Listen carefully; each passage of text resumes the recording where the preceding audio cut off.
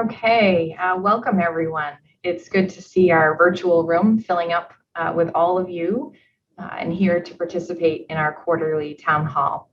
So these town halls really are something that I look forward to, and we've been having them every few months, really as a chance to continue to engage with you, but also to hear from you and remind you all of how much you actually bring to ENA. So please know you have my thanks and appreciation for participating and being here today. And it's great to see all the chatter going on. It sounds like everybody is having some good weather. So there's also others online today that would share in my gratitude of your participation. That includes the ENA Board of Directors, the ENA Foundation Board, and our ENA staff. So thank you to all of those leaders for everything they do to make this happen, but also for their participation. So this is the 9th town hall we've done since 2020, which really seems incredible that it's been that many times and that long so far.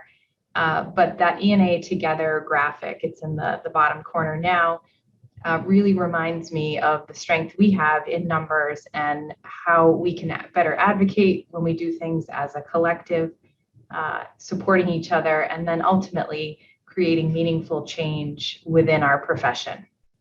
So I am excited to say that our next town hall will be in person in Denver on September 29th, just before Emergency Nursing 2022 kicks off.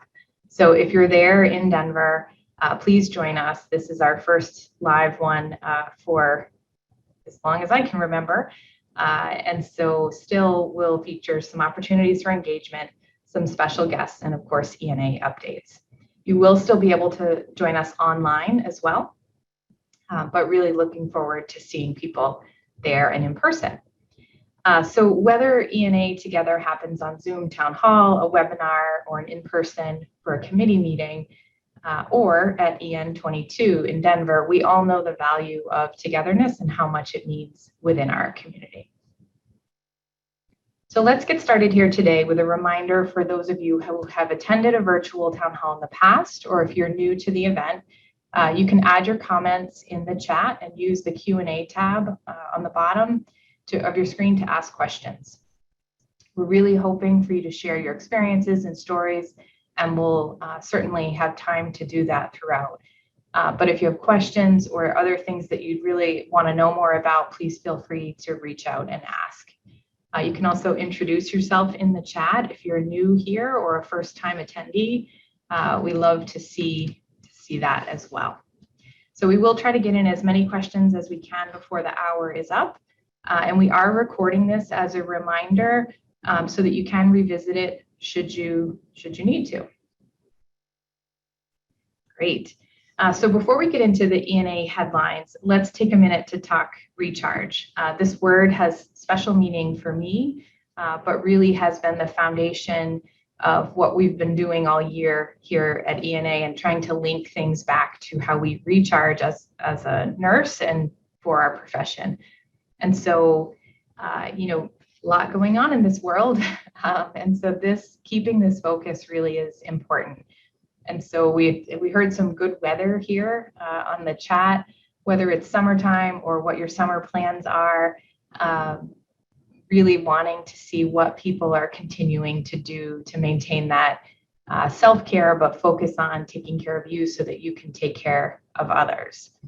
So we'd like to do a little recharge challenge now. And I want to pick on a few members from the board who will share their current recharge activities, and for others to put those in the chat as well.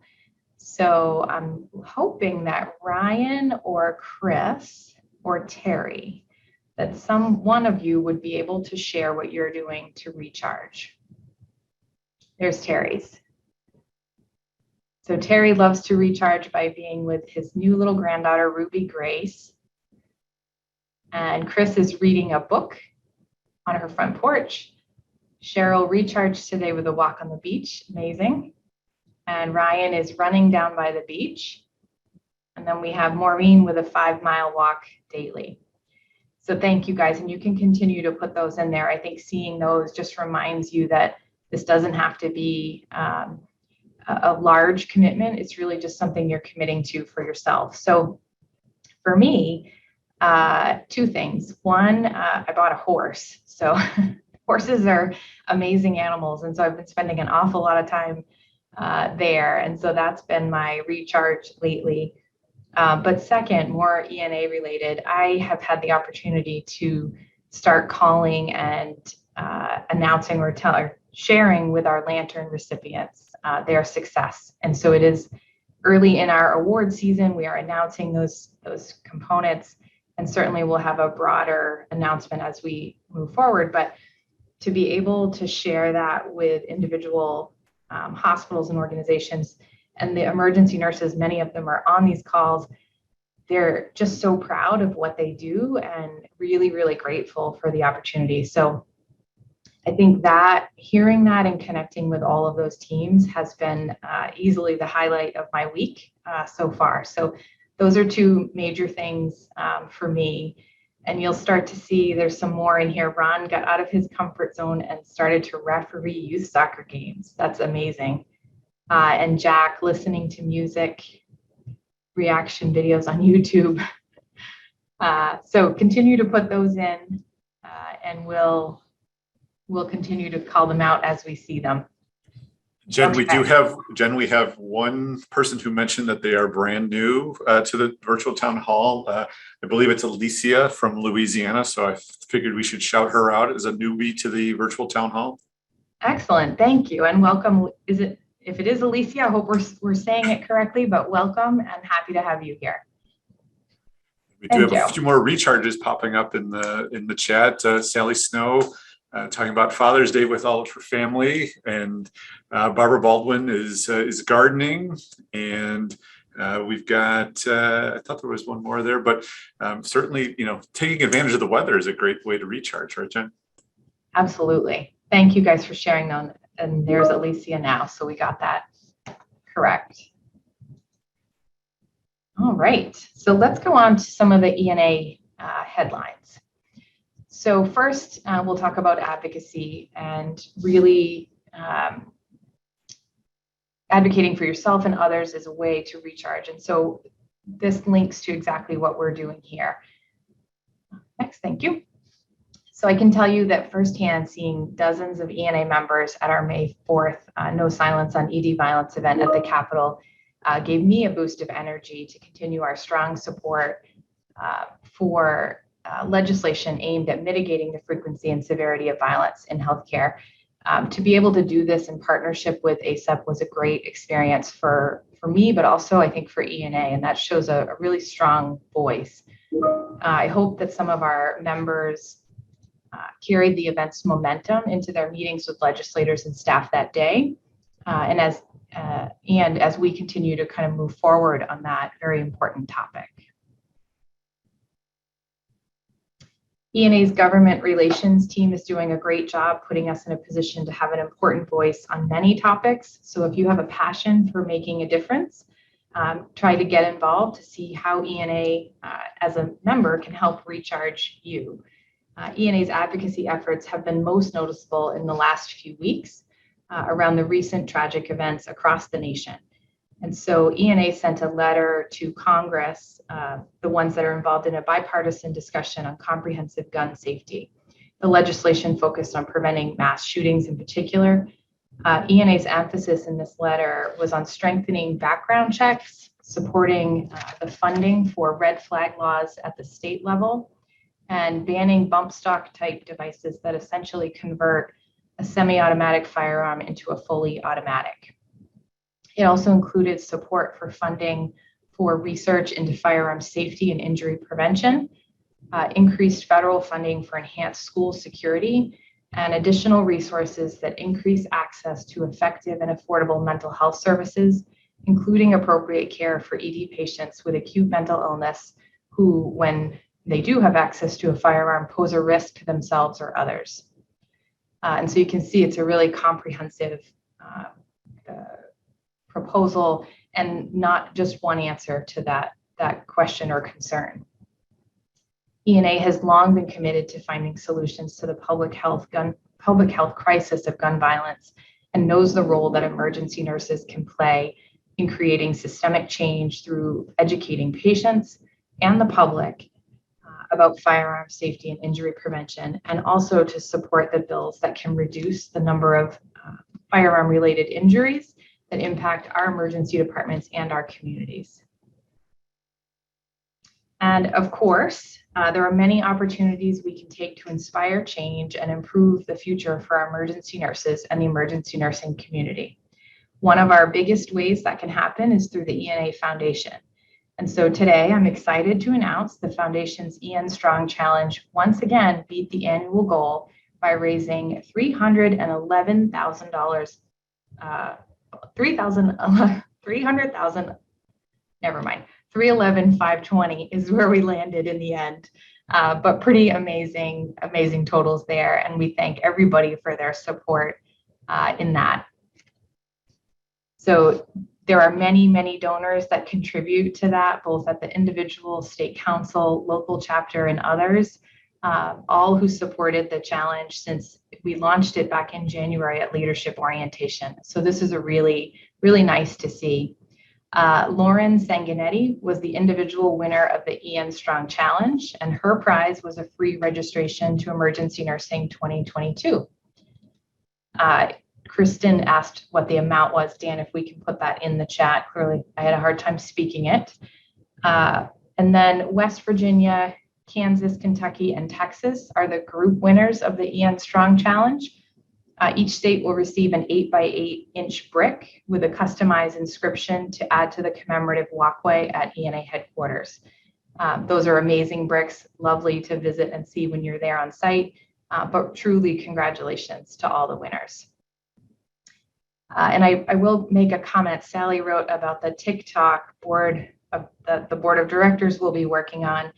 The board of directors sadly lost our challenge with the foundation board, and so you will have a coordinated dance coming your way. More to come on that one. The strength of ENA and the emergency nursing community as a whole came through once again during this challenge. And I'm really proud to see how we're paying it forward to our peers and our colleagues continue to be our priority. Okay, let's talk about getting active, especially as you're looking for ways to recharge. And we saw earlier that some of our members here are running or walking as a way to recharge. Registration is ongoing for the EN Week 5K. Just because it's during this week doesn't mean it's only for emergency nurses. So get your friends, family, or peers to sign up. The first 1,000 participants will receive a swag bag with a t-shirt, medal, and goodies from our sponsors. So new this year, and I think we've mentioned this before, but want to reiterate, for groups of 10 or more, please contact the 5K team at enweek@ena.org. So you'll receive a special code that can be handed out to your group or members. And then speaking of EN Week, stay tuned for the big reveal of this year's theme. It's coming on July 1st. Okay, today is the first official day of summer, and our ENA membership team wants you to make a splash with ENA. Members can register to win up to $1,000 in cool beach prizes, Ticketmaster concert series, gift card, and travel vouchers. So please keep an eye on social media and your email for membership promotions and more information on how to win. Okay, let's talk about education. So there are a lot of great and new updated courses and products that are launching in the next few months. The ENA University Leadership Pathway will be available later this summer for emergency nurses who recently moved into a manager or leader role. It features 10 courses. Mentoring, support, and of course, access to ENA's community are all part of this pathway. So please watch for more information on that in the coming weeks. Also on the horizon, the new Scope and Standards, 3rd edition, GENE Level 3 Geriatric Care course, ENA CEN Online Review course and manual, the new ENPC edition, and more triage-related education. There's almost too much to mention right now, but really working hard to be able to offer those resources to our members. So as always, continue to watch out for more information through email, social media, and our podcast. So speaking of ENA as an education leader, I don't want to overlook the most recent big splash that we made with the debut of the Emergency Nurse Residency Program. Our ENA staff have been very busy with an amazing number of hospitals and systems that are interested in bringing this program into their facilities. Several have already signed on and are beginning to onboard shortly in the coming months. The residency program continues to be focused on delivering the education and resources needed for nurses to improve their decision-making skills, clinical judgment, and acclimation to the ED. And while it may save some time and money to create a homegrown program, this program really demonstrates an investment in your nurses with the goal to improve retention, improve employee satisfaction scores, and really better transition new nurses into becoming a competent nurse with the confidence in their clinical practice skills. And I think many of you have heard my organization had the opportunity to pilot this program, and was really incredible to watch the new grads go through it, and at the end really feel more connected to their cohort, but also better prepared for independent practice. So you can learn more here by visiting www.ena.org/ENRP. Okay, as we approach the second half of 2022, yes, I said it, it is just about halfway through the year. We want to look ahead to General Assembly on September 29th and 30th in Denver. General Assembly is such an important part of shaping the future of emergency nursing. It informs the association's direction on key issues, policies, and positions that affect emergency nurses. Delegates themselves must be entered by July 15th. So if you've not already done that, please be sure to enter everyone that will represent your state. The General Assembly handbook will be available by the end of July. So once we have that information, the handbook will go out. More information and resources are available online at ena.org/general-assembly. Of course, General Assembly then kicks off right into our Emergency Nursing 2022. So if you haven't registered yet, you need to do that. Now is the time to take advantage of the early bird rates and secure your spot. So whether you've registered or not yet, please check out the education lineup and the awesome keynote speakers that are slated both for the opening and closing session. And we may have some other fun surprises planned for opening session, so you don't want to miss that. It really is going to be a great time. And, we keep saying this, it's going to be great to see people in person, but also to be able to network and connect with your peers in a in-person live way. It's really, really what we're looking forward to. If you're not able to be there in person, you can take advantage of the digital access option with live streaming of 20 plus educational sessions and the 2 general sessions. So everyone who registers for Emergency Nursing 2022 will receive access to the on-demand content through January 31st. So plenty of time to go back and see other sessions. So for this, everything you need to know about the conference and the event is at ena.org/en22. So register today, and then we will see you in September. Great. So we have covered a lot of information already, and I want to check in on the chat and with Dan to see if there are any questions that we can help answer. Everyone must be really enjoying the first official day of summer because the chat is full of fun stuff. There are no questions at this point. So everybody can, as they hang out for the rest of the time that we're together, certainly drop your question in the Q&A. We'll catch up on some toward the end, and certainly, offer any other comments or thoughts you have in the chat. But they're making it easy on you today. That's good. Well, thank you for checking. And again, can't stress enough, if you have a question, please don't be afraid to ask. So we've talked a lot about Emergency Nursing 2022. the energy really is building up for this event. And I kind of relate this to being the #1 recharge activity for emergency nurses this year. And so for me, really looking forward to that event and to being able to see, 4,000 people getting together again to focus on content that's relative to our specialty. The last time we did this was 2019, so it has been some time. So if you guys don't have any questions, I have a few for you. So we would really like to know what ENA's annual conference means to you. And kind of given what's happened with all of us in the past few years, we want to talk about some conference memories. So you can see on the screen, share your favorite ENA annual conference memory. So I'll pause for a minute here, give you a chance to be able to put them in there.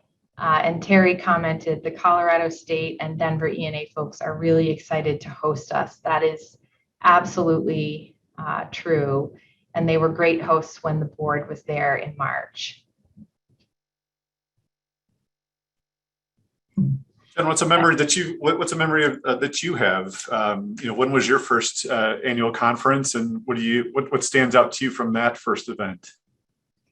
Yeah, it's funny. So the first one I think was Florida, and I don't know about the rest of you, but sometimes these go back and forth on, was it leadership or was it conference? Which one am I remembering? But I think for me, it's always the general session, the beginning, the opening one is always my favorite.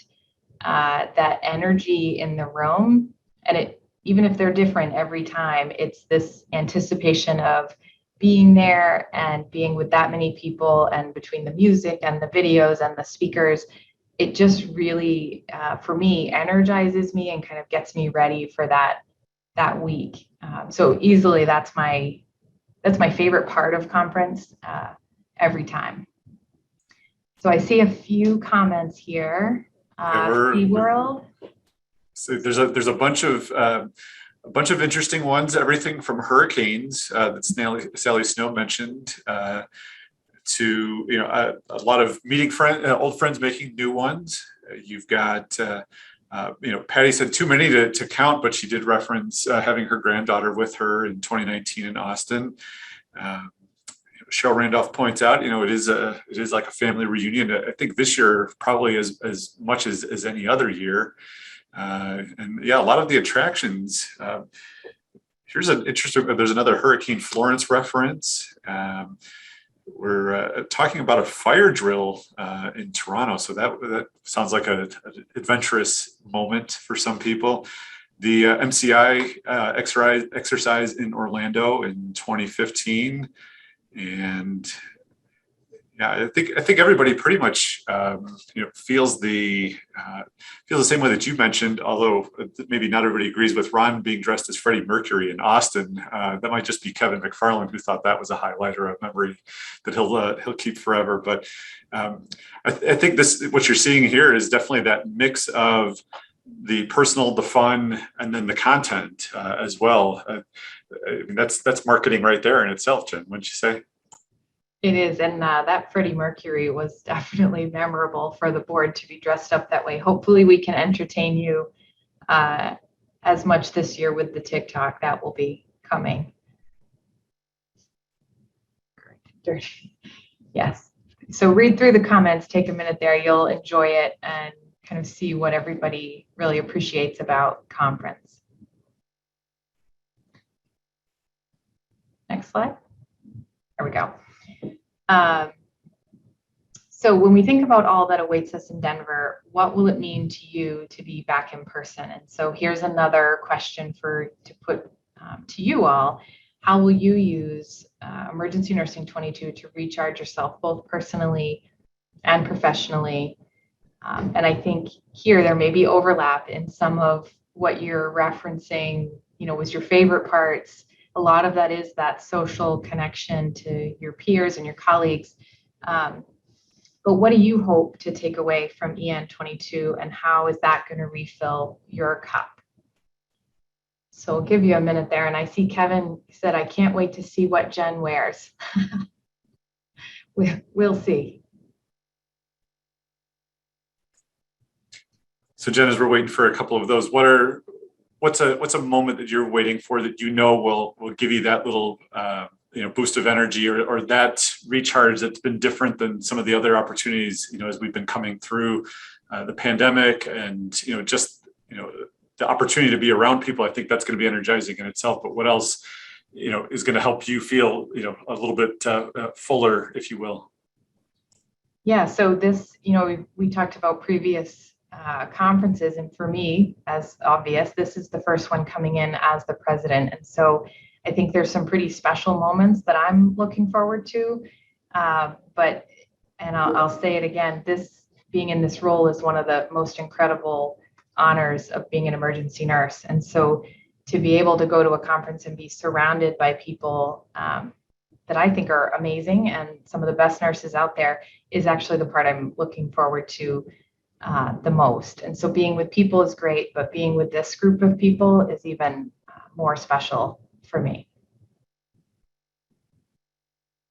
So across the board, we're seeing a lot about reconnecting with friends. The education is certainly always an important part for of attending and helping recharge and getting people re-energized to go back to their day jobs, the ED and whatever else they're doing. Sally put it in a way that I think a few people have agreed. Getting to hug some of that E&A family that they haven't seen in 3 years, and on the flip side of that too, the Shantae mentions General Assembly is something that will help recharge her. So I think that's and so did Ann Afton. So it's interesting to see the wide variety of things that people look forward to, and it definitely proves that recharge is an individual thing for everybody. And I like how Jack points out, seeing how first-time attendees react to the family reunion atmosphere. I think it really is that. And these connections that you make, even if you are a first-time attendee, tend to last for a long time. So really looking forward to that. So a couple other things, and maybe that's a question you want to throw out there, Jen. We'll see if there's any first-time conference attendees who are floating around in the chat with us right now. So if you are a first time or you're headed to Denver for the first time, can you raise your hand or put a comment? We'll keep an eye on that one as we move through here over the next couple of minutes. Okay. Thank you. Oh, there's one, first time Hannah. Excellent. All right, so 3 months from now, maybe less, maybe a little less, we will all be together. So this is going to be incredible. All right, so we have a few minutes left for questions or comments. So you can put those into the chat or in the Q&A. And we really just, if you don't have a specific question, we're also curious to see how can E&A better support you. Support means a different thing to every person. And so if there's something you're missing or you would like to see us do, we'd love to hear that. And so while you guys are kind of doing some of that or thinking about that, Dan, are there any questions from either registration or throughout that we can address? Yeah, there's a couple that have popped up since you've been talking. There's a question about the length of the residency program, and I can say that is 16 to 18 weeks. Jen, do you have anything more you want to say sort of about the length of the duration or just what that cadence is like maybe compared to some others? Yeah, so it really, it is, my experience was it was 18 weeks pretty consistently. And I think the distinguishing piece for this program is the ED specific content that's included, which is unique to this residency program and different. I saw the question around Vizient and some others. Certainly there are other types of residency programs, but this one really is unique to emergency nursing and prepping them for that clinical work. But 18 weeks is the standard. The other question that we have was about access to the schedule for conference. Asking about a PDF for right now. If you go to make sure I'll put it in the chat as well. You go into the ENA website and you click through to EN22. You scroll down to the bottom, there's all the information. I put the link in the chat now. If you scroll down, there is a schedule at a glance that you can click through. There is not a print version of that at this point, but what you can do is you can just click through that to get a sense of the timing of things. And when you look at it, you'll see that everything is in the mountain time zone. So as you're, wherever you're coming at from across the country, you can adjust it to see mountain time, or it sits in mountain time, so you can see what time things will be happening when we're there. But there's obviously more information that'll be available through the conference app, which will debut down the road a little bit. But all of this stuff is accessible. You can start to look at it now, and it'll be available for mobile devices as we get closer to conference. Jen, do you have a particular presentation or an education moment that you've been a part of or that you attended that stands out from your years of attending conference? For me, yes. One year I had the pleasure of being a panelist in the emerging professional. It was before it was, well, I think it was still a lunch, but it was in the very first year or two of it, and had several of us on the panel.